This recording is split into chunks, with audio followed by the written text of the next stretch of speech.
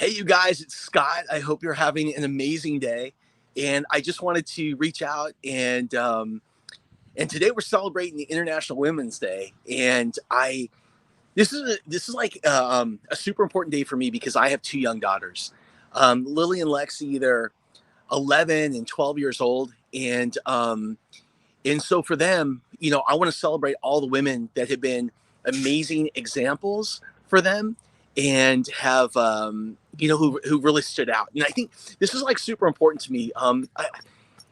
A few years ago, my daughter Lexi. So my daughter Lexi, she's always been about music. Like ever since she came out of the womb, this girl has had rhythm. She can dance, and she loved music. And I remember when she was really young, she saw a DJ, and she wanted to be a DJ. Like that was her thing for years.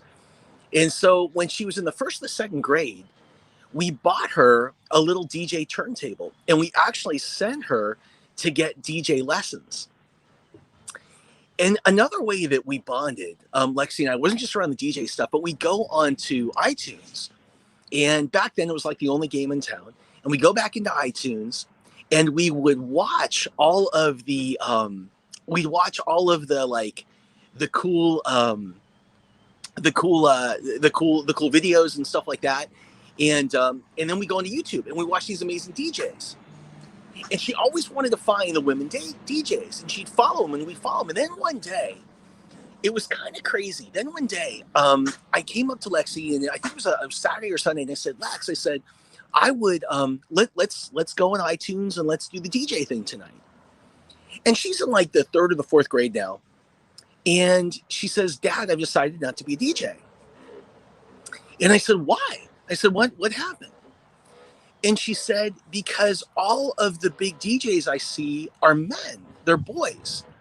So I guess that means that as a girl, I can't be one of the top DJs. And so I've decided to quit. And the whole conversation completely threw me. And I was so bummed out. And so what I did is there was this one musician that she just loved, this one DJ, this woman. And I tried to get a hold of her through social media. She never responded. So I put it out into social media. And what was really awesome was in about 24, 48 hours, the post like went viral. And we must have had 50 of the most fantastic women DJs that reached out and said, let me talk to your daughter. Let me teach her. Like, let's do this together. And I love that sense of like everybody stepping in to help. And I love that sense of making such incredible examples. And so I just want to thank, I'm surrounded by a ton of strong women. I grew up, my mom is a really strong woman, my sister, my kids today. And I just want to thank all of you for being such great examples. And if there was ever a time, to carve out a place, it's now and in this world. And Luz, it's great to see you. Yes, we're celebrating this important day. Michael, so great to see you. And yes, we're live again. And gosh, what else is there? I don't know. Today I'm just celebrating people around me.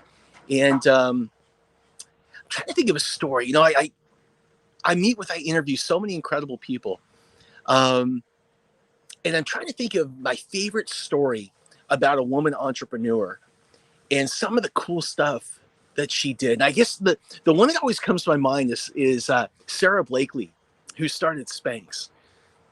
Sarah, she was a girl that was just filled with hustle. And I think my favorite story that I've ever heard Sarah tell was when she was nominated. She was nominated to be the product of the year, Spanx, the product of the year, by Oprah Winfrey and O Magazine, or however they did it back then. And as part of the process of being considered a finalist, one of the things that she had to do is they wanted to interview her and her team at the office. The problem was this is a young company. They didn't have a big team. They didn't have an office. So the way she told the story is, I believe she called her friends and she's like, you guys got to come over, and you guys have got to come over, and you got to pretend to be my team. And so just come to my house. We're going to do it on the kitchen floor. We'll make up some excuse. We're just going to hustle.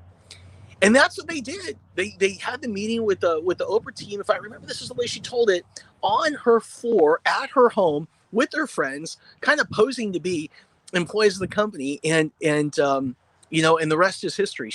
Sarah is the youngest self-made woman billionaire in America, and so just super cool. So again, today we are celebrating women and International Women's Day.